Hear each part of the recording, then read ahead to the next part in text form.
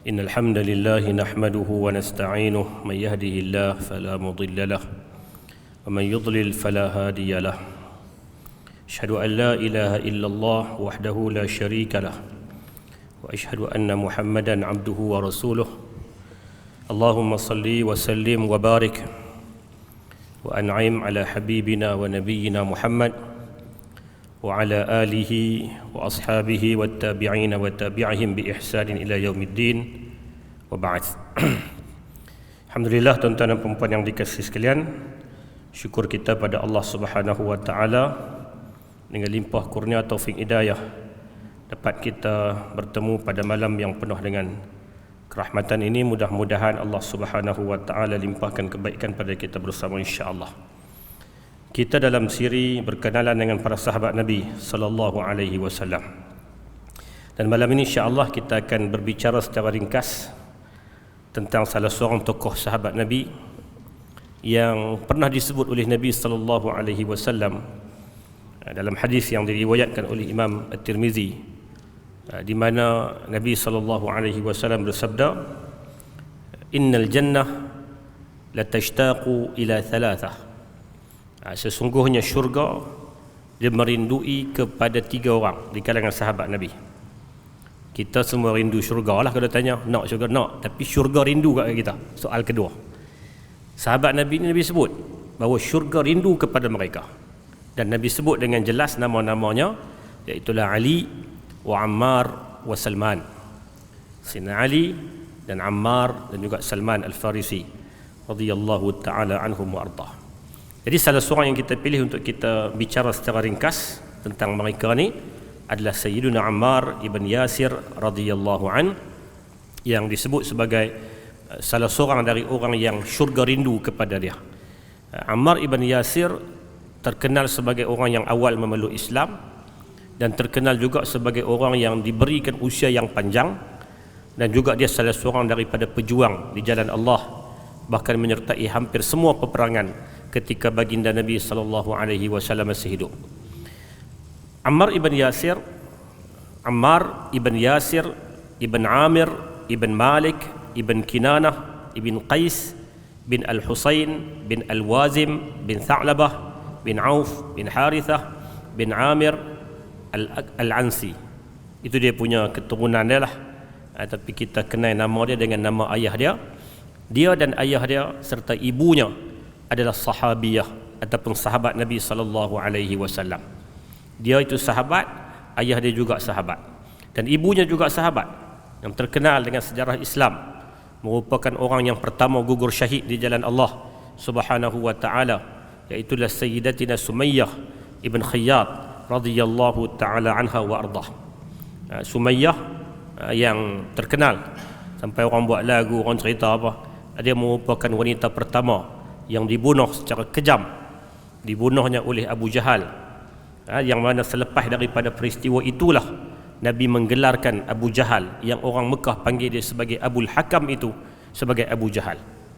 Selepas peristiwa tu dia bunuh Sumayyah ni dengan cara yang begitu kejam yang kita nak sebut pun tak tergambar. Kalau bahasa ringkas, bahasa Melayu dia kata sula lah. Satu tindakan sula yang dilakukan sehingga kan di depan suaminya Yasir dan juga di hadapan anak dia Ammar ibn Yasir radhiyallahu taala anhum wa ardah. Sayyidina Ammar dilahirkan di Makkah, kalau ikut tahun Masihi ini, di antara 566, dan ada pandangan yang kata 568. Ada pandangan yang kata macam tu.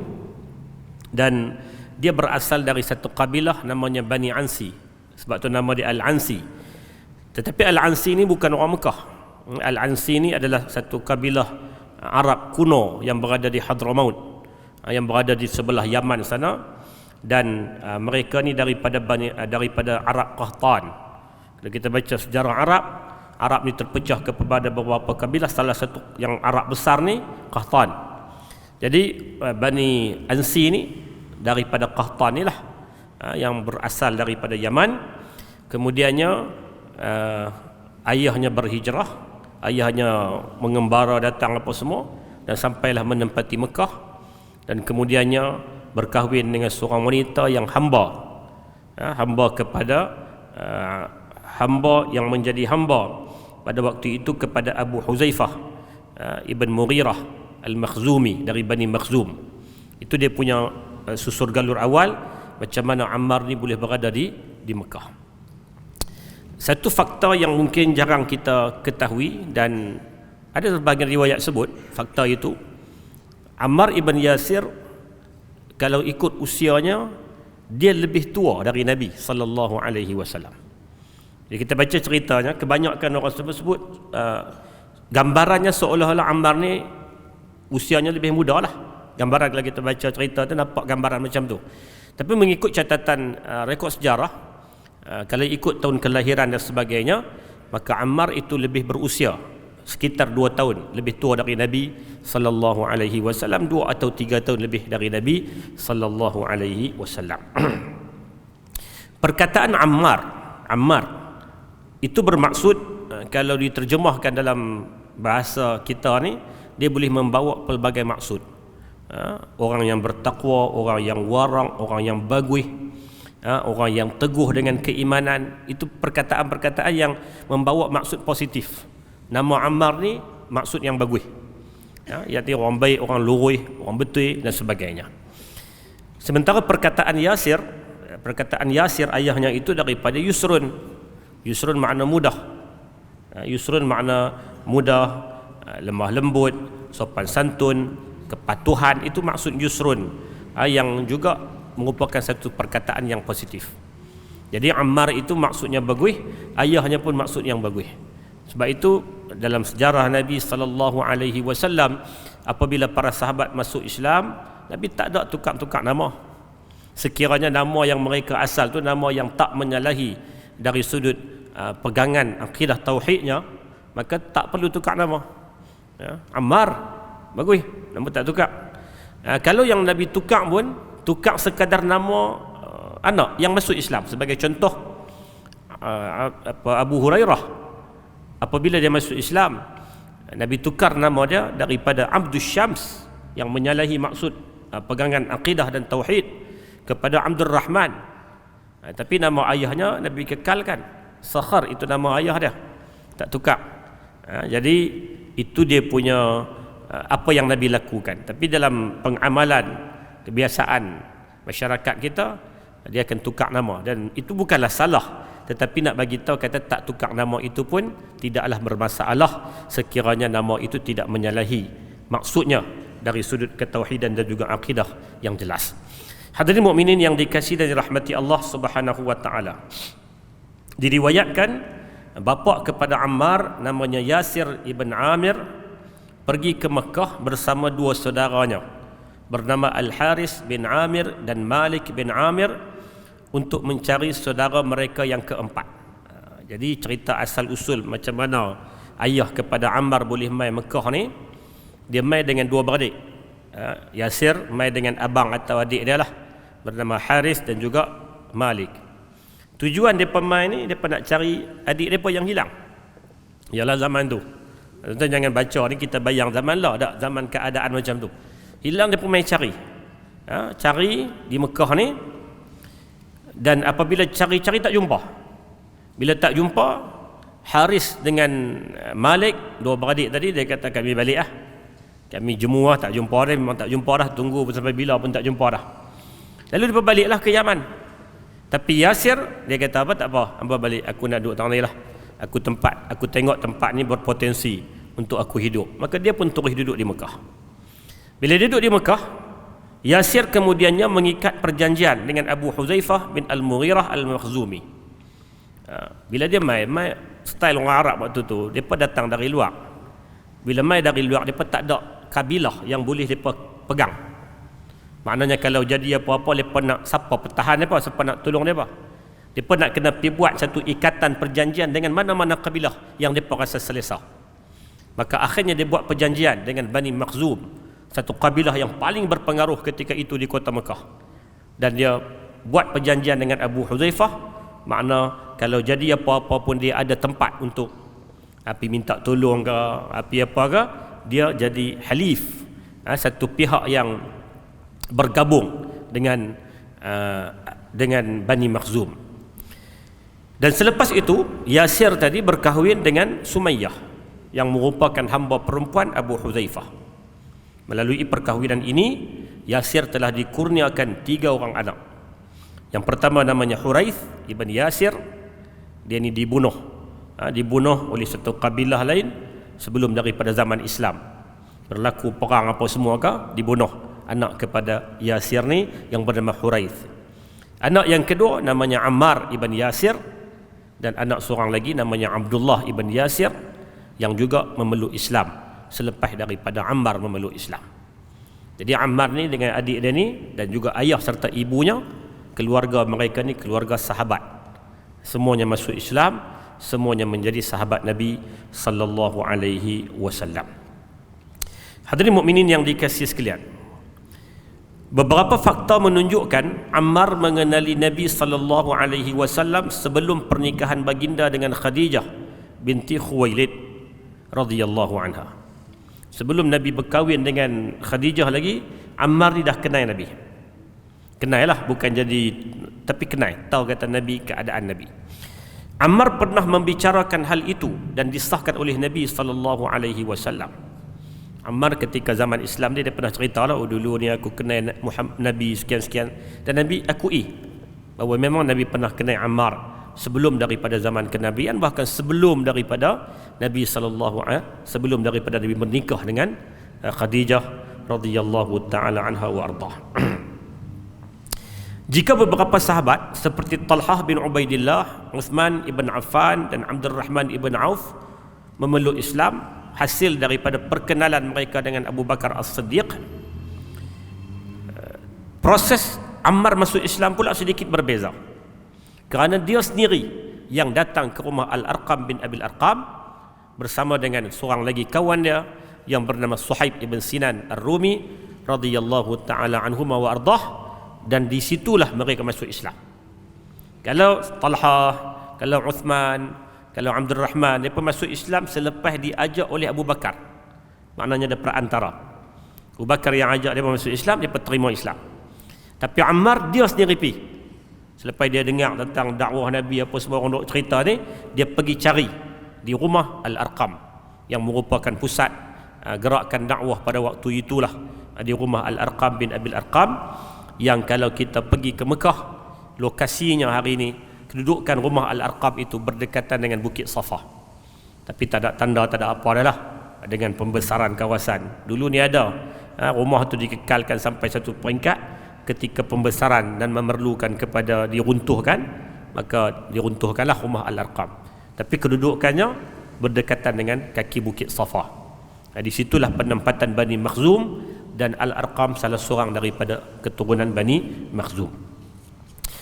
Kedua-duanya, yakni Ammar dan juga kawan dia Suhaib ibn Sinan, memeluk Islam selepas lebih dari 30 orang yang pertama.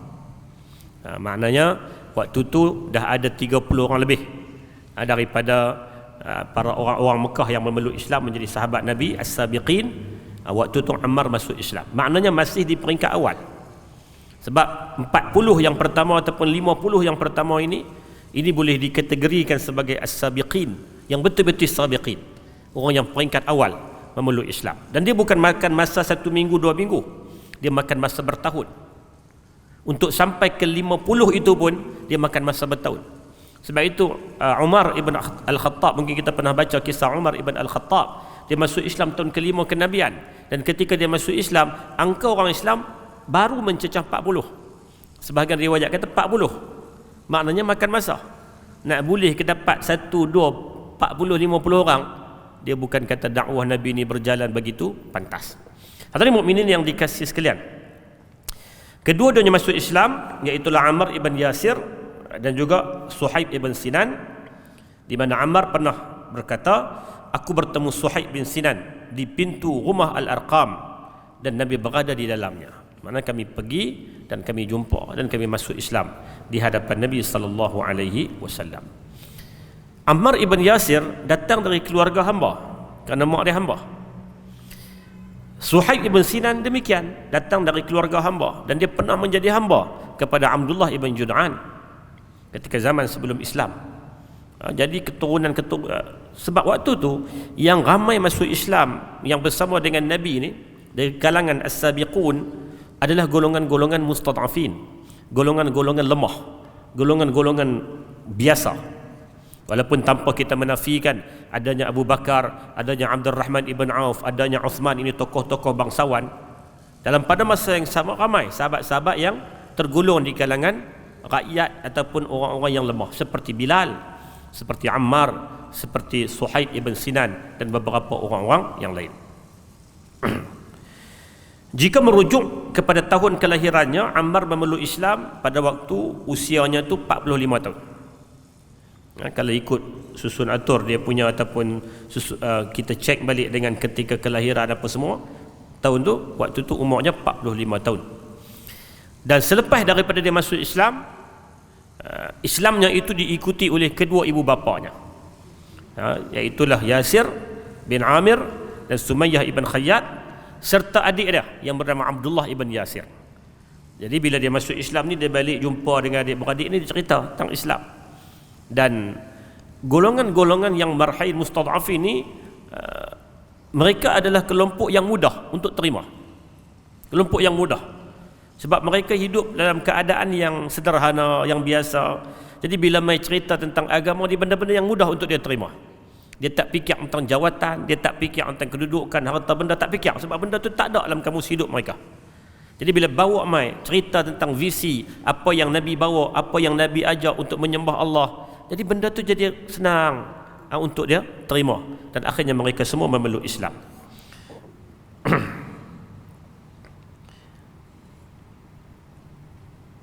Peristiwa mereka masuk Islam ni selepas daripada ayat yang Allah Subhanahu wa taala turun di dalam surah Al-Hijr, fasda' bima tu'mar wa a'rid 'anil musyrikin inna kafainakal mustahzi'in. Oleh sebab itu, sampaikanlah secara berterus terang perkara yang diperintahkan kepadamu wahai Muhammad, dan jangan engkau hiraukan bantahan dan tentangan kaum kafir musyrik. Sesungguhnya kami tetap memelihara dan mengawalmu daripada kejahatan orang yang mengejek-ngejek dan mempersendakanmu. Maknanya bila mereka ambil ayat ni sebagai satu motivasi, para sahabat ni bila dapat Islam, mereka sampaikan pula pada orang lain. Walaupun arahan tu tuju kat Nabi, fasda' bima tu'mar wa a'rid 'anil musyrikin, sampaikan agama ni dan jangan peduli dengan orang musyrik. Para sahabat yang masuk Islam juga menyedari tugas mereka juga sampaikan. Sebab tu mereka dapat Islam, mereka tak balik piduk beku Islam tu dalam diri mereka saja. Mereka sampaikan kepada orang-orang yang mereka mampu sampaikan. Kelompok sahabat seperti Ammar, dia dapat Islam, dia balik jumpa mak pak dia, ceritalah. Dia bukan kata perlu untuk sampaikan Islam ni dengan skala yang besar, sampaikan sekadar kemampuan mereka. Maka akhirnya kelompok keluarga-keluarga dia masuk Islam, orang-orang yang terdekat dengan dia, kesemuanya memeluk agama Islam. Keberanian Ammar sekeluarga dalam mempamerkan simbol-simbol Islam memberi kesan kepada keselamatan mereka. Tidak lama kemudian mereka langsung diugut oleh keluarga Abu Huzaifah bin Al-Mughirah dan golongan elit Bani Makhzum, khususnya Amr bin Hisham ataupun Abu Jahal. Bila mereka rantau, kata, oi, ni masuk Islam ni, kan mereka ni jadi macam datang dari keluarga yang berstatus hamba, kemudian berpaut kepada satu kabilah besar, Bani Makhzum. Bani Makhzum apabila nampak, oi, dia kata bahaya ni, maka mereka pun tekan, mereka pun ugut, mereka ancam macam-macam. Mereka ancam. Yang paling kuat ancam kepada keluarga Ammar ibn Yasir ni adalah Amr ibn Hisham. Seperti Amr bin Hisham, Abu Jahal. Abu Jahal dari Bani Makhzum, dan dia adalah salah seorang daripada ketua Bani Makhzum. Dia tak boleh dengar. Dia tak boleh dengar orang nak ikut Nabi, apatah lagi yang ikut ni mai daripada keturunan dia. Ammar ni bukan keturunan Bani Makhzum, tapi mereka ni orang yang berpaut kepada Bani Makhzum. Tak boleh, ada sangkut paut dengan mereka, tak boleh. Jadi dia tekan, dia tindas, dia ugut, sehingga kan benda disampaikan kepada Nabi sallallahu alaihi wasallam. Aduan dibawa kepada Nabi, kata keluarga Ammar ni ditekan, disiksa, diugut, diancam. Apa sabda Nabi sallallahu alaihi wasallam? Isbara ali Yasir fa inna maw'idakum idal jannah. Nabi kata, bersabarlah wahai keluarga Yasir, sesungguhnya tempat kembali kalian adalah syurga. Nabi kita sabar. Dan kalau kita perhati ayat Al-Quran dan juga hadis Nabi di peringkat Makkiyah ini, semuanya sabarlah arahan. Tak ada satu arahan untuk balas perang balik, tak ada. Kerana pada ketika itu orang Islam tak ada kekuatan dan orang Islam berada pada fasa tekanan, maka arahan yang datang dari Allah dan juga dari Nabi sallallahu alaihi wasallam adalah sabar, sabar dan terus sabar. Tapi Nabi memberi satu kalimah motivasi. Nabi bukan takat suruh sabar aja. Nabi bagi satu janji. Janji Nabi. Nabi kata, fa inna maw'idakum al-jannah. Sabar tadi janjinya apa? Hampa akan pergi syurga. Dan Nabi bila dia kata macam tu, Nabi bukan kata kosong. Nabi bukan manifesto yang tak tahu boleh jadi ke tak boleh jadi. Nabi bagi janji yang jaminannya sabar itu akan dibalas dengan syurga Allah Subhanahu wa taala. Kisah seksaan yang diterima oleh ibu bapa Ammar di kawasan padang pasir di Mekah sangat terkenal sehingga kedua-duanya meninggal dunia. Sumayyah tercatat sebagai wanita pertama yang syahid dalam sejarah Islam. Begitu juga Yasir ibn Amir yang juga syahid dalam peristiwa tersebut. Dibunuh, diseksa sampai membawa kepada kematian. Siapa yang bunuh dia?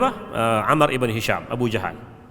Dan start dari situlah Nabi beri gelaran kepada Ammar ini dengan panggilan Abu Jahal yang kita kenal. Abu Jahal tu sejarah bagaimana Nabi menamakan dia dengan Abu Jahal selepas daripada seksaan yang dikenakan kepada keluarga Ammar ibn Yasir. Selepas kematian ibu bapanya, Ammar diperlakukan dengan kejam oleh golongan elit Bani Makhzum sehingga tidak sedarkan diri. Mak pak ni dibunuh, dia ni pun turut terdedah dengan seksaan sampai ke peringkat pengsan, sampai ke peringkat cedera parah. Dan oleh sebab tidak berdaya menahan ancaman fizikal, Ammar cuba menyelamatkan diri dengan mengikut arahan dari orang-orang Bani Makhzum supaya mencela Nabi sallallahu alaihi wasallam, mengakui agama orang Quraisy dan memuji Tuhan-Tuhan orang Mekah. Jadi sampai satu peringkat tak tahan, ditekan, didera, disiksa sampai pengsan. Tuan-tuan boleh bayang sendirilah macam mana siksaan yang dikenakan kepada Ammar ni. Dan dia tak mampu nak buat apa dah. Dia tak ada keluarga, dia tak ada adik-beradik, dia hanyalah orang yang berpaut kepada kabilah ni. Dan kabilah ni tekan dia. Maka akhirnya dia terpaksa ikut. Dia buat satu pandangan ijtihad dia, tak apa aku pergi sebut. Maka dia pun sebutlah puji agama orang Quraisy. Bila dia pun suruh puji Tuhan, dia pun puji Tuhan-Tuhan Quraisy. Dia pun cela Nabi, tapi hatinya tetap tak berubah. Dia buat satu ijtihad, dia kata tak apalah macam ni aku nak pertahankan iman, tapi aku tak berdaya untuk kena dengan seksaan. Dia mengungkapkan kalimah-kalimah yang menunjukkan kata kufur. Dan bila sampai kepada Nabi sallallahu alaihi wasallam, Allah Subhanahu wa taala turunkan ayat dalam surah An-Nahl ayat 106. Ba'da a'udzubillahi minasyaitonir rajim. Man kafara billahi min ba'da imanih illa man ukriha wa qalbuhu mutmainnun bil iman. Walakin man syaraha bil kufri sadra fa'alaihim ghadabun minallahi wa lahum adzabun azim. Sesiapa yang kufur kepada Allah selepas dia beriman, maka baginya kemurkaan dan azab daripada Allah. Ta'ala kata kufur selepas beriman. Orang masuk Islam beriman dah, kemudian jadi kufur, azab menanti. Tapi ada pengecualian, illa man ukriha wa qalbuhu mutmainnun bil iman. Kecuali bagi orang yang dipaksa untuk melakukan kufur sedangkan hatinya tenang tenteram dengan iman. Hatinya okey, hatinya terus kukuh, pegangannya jelas, tetap dengan iman pada Allah, tetap dengan keyakinannya sebagai orang Islam, tapi kerana terpaksa tak boleh nak elak, dia mengungkapkan kalimah-kalimah kufur. Al-Quran kata orang yang macam ni dikecualikan, maknanya tak apa, atas maslahah tertentu untuk memelihara nyawa dan sebagainya. Tetapi sesiapa yang terbuka hatinya menerima kufur, maka atas mereka tertimpa kemurkaan daripada Allah dan mereka pula beroleh azab yang besar. Surah An-Nahl ayat 106. Ayat ni yang menjadi hujah di kalangan para ulama apabila berbicara tentang orang yang terpaksa tu sampai peringkat mana hilang nyawa. Kalau tak buat, maka dia boleh untuk mengungkapkan kalimah kufur. Kalau dia tak buat, hilang nyawa, maka dia boleh berhadapan dengan situasi genting seperti itu. Hadirin mukminin yang dikasihi dan dirahmati Allah Subhanahu wa taala, dalam riwayat disebut Ammar digambarkan bertubuh agak tinggi, berkulit gelap, matanya sedikit kebiruan, berdada bidang, berambut tebal dan tidak banyak cakap. Ini peribadi dia. Sifatnya ni, dia orang yang badan tegak, badan tinggi, dan ada sahabat yang bila zaman Islam lah, zaman di Madinah apa semua, dia pun tengok dia ada kesan parut di tubuh dia, belakang ni banyak kesan-kesan parut. Maka Ammar kata ini kesan siksaan ketika orang Quraisy ketika di Ramda, di padang pasir di Mekah tu, yang dia pembunuh mak dan ayah dia sampai meninggalkan kesan-kesan yang begitu hebat. Dan Ammar di antara orang yang turut serta dengan Ja'far bin Abi Talib untuk berhijrah ke Habasyah, dan dia menempati Habasyah dalam tempoh yang singkat. Kemudian dia balik semula ke Mekah, dan kemudiannya dia dia berhijrah ke Madinah Al-Munawwarah. Dia hijrah lebih awal dari Nabi sallallahu alaihi wasallam, dan dialah orang yang pertama yang bila sampai dialah yang beritahu kepada orang-orang Madinah untuk mula rancang membina masjid. Dan dialah orang di antara orang yang awal mengatur macam mana nak bina masjid, dan bila Nabi sampai mereka berjaya untuk membina Masjid Quba, dan seterusnya disusuli dengan Masjid An-Nabawi.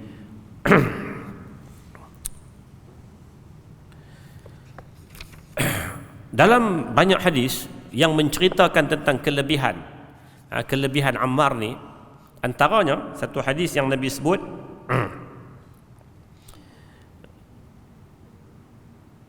satu peristiwa berlaku dalam satu pasukan tentera yang Nabi hantar. Ketuanya adalah Khalid bin Walid. Tapi dalam peperangan ini ada sikit salah faham di antara Ammar dengan Khalid, yang menyebabkan Khalid mengeluarkan kata-kata yang agak kasar kepada Ammar, dan benda ni diadukan kepada Nabi sallallahu alaihi wasallam. Bila sampai kepada Nabi, Nabi segera bersabda dalam hadis riwayat Imam An-Nasa'i, dan benda ni didengari oleh Khalid. Nabi kata, man ada Ammaran adahu Allah, wa man abghadha Ammar abghadahu Allah. Siapa-siapa yang memusuhi Ammar, maka dia akan dimusuhi oleh Allah, dan sesiapa yang membenci Ammar, maka dia akan dibenci oleh Allah. Ini bukan kalam-kalam lawak apa, satu gertakan, satu ancaman dari Nabi nak menunjukkan kedudukan tersendiri yang ada pada Ammar ibn Yasir, sehingga kan orang yang tak puas hati dengan dia, orang yang sengaja nak mencela dia, memaki dia, menjatuhkan darjat dia dan sebagainya, orang itu akan dihina oleh Allah. Bila Khalid dengar benda ni, Khalid segera pergi jumpa dengan Ammar dan minta maaf, dan dia kata, fama kana syai'un ahabba ilayya min ridha Ammar. Tak ada benda yang aku lebih suka selepas aku dengar sabdaan Nabi, tak ada benda yang aku lebih suka selain daripada Ammar memberi maaf kepadaku. Benda ni tak apalah. Bila aku dengar Nabi kata macam tu, begitu dahsyat kedudukan Ammar ni, aku harapkan Ammar maafkan atas perbuatan dia, dan Ammar sedia untuk maafkan. Kerana sahabat-sahabat Nabi ni berjiwa besar. Mereka berjiwa besar, tak ada dendam-dendam tu. Mereka sedia untuk memaafkan. Dalam sebuah hadis lain, Nabi SAW bersabda, inni la adri ma qadru baqa'i fikum faqtadu bil lazaini min ba'di, wa asyara ila Abi Bakr wa Umar wa hatadu bihadi Ammar. Hadis riwayat Imam Tirmizi. Nabi kata, aku tidak mengetahui berapa lama lagi aku akan kekal bersama kamu. Kerana itu teladanilah dengan orang sesudahku nanti. Dan Nabi mengisyaratkan kepada Abu Bakar dan Umar. Nabi kata, aku tak tahu nak duduk dengan kalian ni lama mana. Nanti bila aku dah tak ada, hampa kena ikut dua sahabat ni. Nabi tunjuk kepada Abu Bakar dan Umar. Dan Nabi sebut pula di hujung tu, wahtadu bihadi Ammar, berpeganglah dengan janji Ammar. Maknanya apa? Hampa ikut juga dengan Ammar. bin Yasir. Nabi nak sebut ikut semua sahabat, tapi ada sahabat-sahabat yang ada keistimewaan tersendiri. Nabi namakan mereka. Dalam konteks hadis ni, antara sahabat yang Nabi namakan adalah Ammar ibn Yasir radhiyallahu an. Dalam hadis lain, riwayat daripada Imam Tirmizi, "Iqtadu bil lazaini min ba'di min ashabi Abi Bakr wa Umar wahtadu bi hadi Ammar wa tamassaku bi ahdi ibn Mas'ud." Kalau tadi hadis tu dia berhenti dekat Ammar, makna Nabi sebut ikut sahabat namanya Abu Bakar, Umar, ikut Ammar. Hadis ni sambung sikit lagi, berpeganglah dengan janji Abdullah ibn Mas'ud. Nabi sebut nama seorang lagi, Abdullah bin Mas'ud, yang kita dah baca dah kisah dia dalam pertemuan bulan lepas. Sebagaimana sahabat rapat Rasulullah yang lain, Ammar memulakan dia punya sumbangan dia di bidang ketenteraan dalam peperangan Badar. Bermula dari perang Badar sehinggalah semua perang yang diikuti oleh Nabi dia turut serta, yang berakhir dengan perang Tabuk. Semua perang yang Nabi pi, Ammar pi. Dan Ammar menjadi di antara tentera penting dalam mempertahankan agama dan menyumbangkan sesuatu dalam peperangan. Dan selepas Nabi SAW wafat, bila zaman Khalifah Abu Bakar, Ammar turut serta dalam peperangan melawan puak-puak pemberontak, peperangan melawan golongan riddah, golongan yang murtad, dan peperangan Yamamah. Ammar turut serta, sehingga akan diriwayatkan dalam satu perang bila Ammar tengok bila Ammar tengok para sahabat tentera Islam ni mula mengundur, mungkin dengan kekalutan yang berlaku dalam perang Yamamah ni, jumlah tentera ramai besar, jumlah tentera musuh begitu besar, menyebabkan ada tentera Islam yang rasa macam nak kena mengundur diri. Maka Ammar panggil dengan suaranya yang begitu kuat. Ammar teriak, dia kata, "Aminal jannatil firar." Apakah kamu nak lari daripada syurga? Kalian nak lari? Afirarun minal jannah, kamu nak lari daripada syurga? Ini Ammar ibn Yasir, mai semua kita teruskan perang. Dan dengan semangat yang dilaungkan oleh Ammar itu, para sahabat meneruskan peperangan, sehingga akhirnya dalam peperangan Yamamah itu mereka mencapai kemenangan, walaupun jumlah tentera musuh begitu berkali ganda daripada jumlah tentera Islam. Kemudian dalam perang-perang seterusnya juga terlibat, Ammar terlibat dalam perang zaman Abu Bakar dan zaman Umar. Bahkan dalam zaman Umar lantik Ammar sebagai salah seorang dari gubernur yang ditugaskan di Kufah. Ketika zaman pemerintahan Umar lantik dia. Dan waktu tu Umar lantik 2 orang di Kufah. Seorang bernama Ammar ibn Yasir sebagai ketua ataupun sebagai amir, dan dilantik pula Abdullah ibn Mas'ud sebagai orang yang mengajarkan ilmu pengetahuan kepada orang-orang Kufah. Dalam pada masa yang sama, dia bertanggungjawab terhadap urusan kewangan di Kufah. Jadi 2 sahabat ni pergi serentak.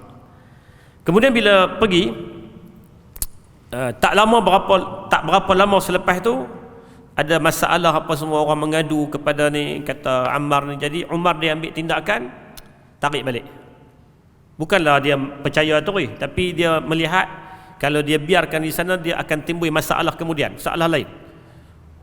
Maka dia tarik balik Ammar. Dan Ammar sebut kepada Umar bahawa waktu dia kena lantik pun dia tak suka dah. Dia tak berkenan dengan jawatan ni. Dia tak mau jawatan-jawatan ni. Dia tak suka dengan jawatan ni. Itu sikap para sahabat radhiyallahu ta'ala anhum wa ardah. Pelbagai sumber menyatakan menjelang akhir pemerintahan Uthman ibn Affan adalah era yang sangat sukar, sehingga meletakkan beberapa sahabat dalam keadaan dilema. Malah sehingga ke hari ini menjadi polemik, perdebatan yang tidak henti-henti, dan berpunca daripada peristiwa itulah menjadi ruang kepada kelompok orang-orang kemudian yang mencipta bermacam-macam versi, tohmahan, tuduhan dan sebagainya kepada para sahabat ridwanullah ta'ala alaihim ajma'in. Dan Ammar turut terlibat dalam peristiwa tersebut, yang dia sejak daripada awal lah dia menyebelahi kepada pihak Sayyidina Ali bin Abi Talib radhiyallahu anhu. Sejak daripada mula-mula Ali ambil tampuk pemerintahan jadi khalifah, Ammar memang setia.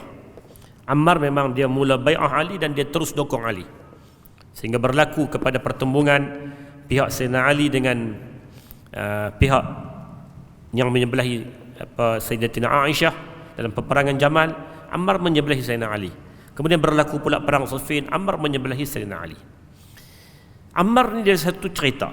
Bila Nabi SAW dan para sahabat membina Masjid Nabawi, Nabi tengok para sahabat mengangkat ketui bata ni satu demi satu, labinah. Tetapi Ammar dia angkat dua ketui, labinatain. Sekali angkat dua ketui. Bata besar mana tak tahulah. Lalu Nabi SAW kata, "Waihaq ya Ammar, taqtulakal fi'atul baghiyah." Nabi kata, "Waihaq Ammar." Waihaq ni dia bukan nak sebut macam mana terjemahan dia. Ish lah lebih kurang, ish Ammar. Ammar, kamu akan dibunuh oleh kumpulan pemberontak. Nabi kata, kamu ni Ammar, satu masa nanti kamu akan menemui kematian dengan cara dibunuh oleh kumpulan pemberontak, fi'atul baghiyah. Dan dalam satu hadis lain Nabi kata, tashrabu syarbatan dayahin takunu akhir rizqika fid dunya minad dunya. Nabi kata sesungguhnya tegukkan minuman terakhir kamu di dunia ni adalah susu. Dan selepas daripada kamu minum susu tu, kamu akan dibunuh oleh pemberontak. Jadi para sahabat yang dengar hadis tu, mereka sentiasa tengok pergerakan Ammar. Yang pertama dia pun nak tahu siapa pemberontak yang Nabi SAW maksudkan. Dan Ammar, macam saya sebut awal tadi, dia di antara sahabat yang diberikan usia yang panjang. Zaman dia masuk Islam waktu umur 45. Dan ketika dia berhijrah dia umur 55, 50 dekat 60 dah. Dan dia hidup sampai kepada zaman pemerintah Sayyidina Ali. Yang Nabi SAW sabda ni bahawa Ammar akan dibunuh oleh kelompok yang pelampau, Al-Baghiyah, kelompok yang melampau, kelompok yang pemberontak. Mereka akan dibunuh, Ammar akan dibunuh oleh pelampau. Peristiwa itu berlaku pada tahun 37-38 Hijrah. Itu selepas daripada beberapa puluh tahun sabda Nabi SAW tadi. Peristiwa itu berlaku bila? Apabila pertempuran di antara pihak Sayyidina Ali bin Abi Talib dengan Sayyidina Muawiyah bin Abi Sufyan radhiyallahu ta'ala anhuma wa ardah, iaitu dalam peperangan yang dinamakan dengan Perang Siffin. Bila Perang Siffin, pertembungan yang tak dapat nak dielakkan. Sayyidina Ali memandang, kata tak dapat tidak, ahli Syam perlu bagi bai'ah kepada dia. Muawiyah dan ahli Syam berpendapat, sebelum bai'ah tampilkan dulu siapa yang pembunuh Uthman, baru kami bai'ah. Selagi mana tak boleh untuk tampilkan pembunuh Uthman, kami tak akan bai'ah. Sayyidina Ali tak ada jalan, Sayyidina Muawiyah tak ada jalan, akhirnya gagal nak menemui satu jalan penamat, gagal. Akhirnya tak dapat tidak, pertembungan berlaku. Yang satu peristiwa yang sangat-sangat menyedihkan dalam sejarah umat Islam. Tapi benda itu dah berlaku. Kita cerita bukan nak sebut, bukan nak membangkitkan semula, tapi sekadar untuk pengetahuan. Kita cerita balik benda tu. Bila berlaku, sebahagian sahabat yang hadir, sahabat ni ramai yang tak hadir, ramai yang mengambil pendirian untuk berkecuali. Seperti antara yang berkecuali Sa'ad bin Abi Waqqas, antara sahabat yang berkecuali juga Usamah ibn Zaid. Mereka ni tak pilih untuk pergi, mereka duduk cara mereka. Tapi ada juga sahabat yang pergi, bukan tujuan nak perang, tapi dah tak jumpa jalan, akhirnya terpaksa untuk berperang. Jadi ada sahabat yang duduk tengok pergerakan Ammar, sebab dia nak tahu Nabi kata akan dibunuh oleh pemberontak Baghiyah. Siapa Baghiyah ni? Siapa Baghiyah ni? Jadi dia tengok pergerakan Ammar. Dan Ammar sendiri pada waktu tu bukan dia atok, bukan dia ni, tapi dia bila dia dah minum susu, baru dia teringat, Nabi pernah kata minuman terakhir dia adalah susu. Maka dia pun marah ke medan perang dengan dia sebut satu kalimah yang lebih kurang maksudnya ialah, aku akan bertemu dengan engkau ya Rasulullah. Maka dia pun berperang, dan akhirnya dalam perang tu takdir Allah Subhanahu wa taala, Ammar telah dibunuh oleh pihak yang berada di pihak Sayyidina Muawiyah bin Abi Sufyan. Peristiwa inilah dan hadis ini menjadi satu poin pihak-pihak yang tak puas hati kepada para sahabat, mereka menggunakan hadis ini untuk mengkafirkan ahli Syam, termasuklah Muawiyah bin Abi Sufyan yang pada waktu itu merupakan orang besar di Syam. Mereka mengkafirkan. Mereka kata, tengok Nabi kata Ammar akan dibunuh oleh Bariyah, siapa lagi Bariyah? Sedangkan perkataan yang Nabi guna itu Bariyah, bukan kafir. Terlampau. Ya, memang diakui oleh ahli hadis bahawa berdasarkan hadis ini dan apa yang berlaku kepada peristiwa Sayyidina Ali dan Muawiyah, memang ternyata pihak ahli Syam, pihak yang menyembelih Sayyidina Muawiyah itu salah.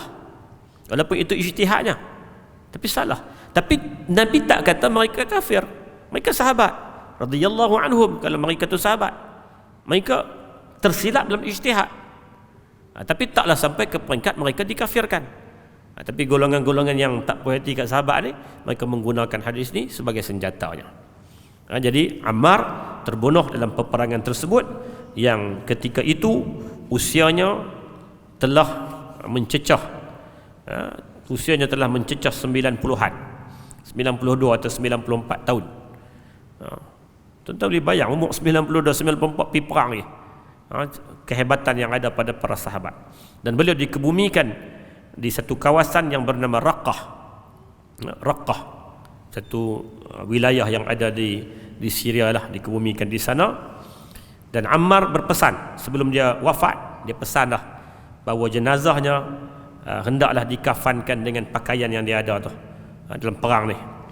Dan nak tunjuk, dia pesan, dia kata, kuburkan aku dengan pakaianku kerana aku adalah orang yang berperang. Aku ni nak bawa bukti lah bahawa dia berperang di jalan Allah Subhanahu wa ta'ala.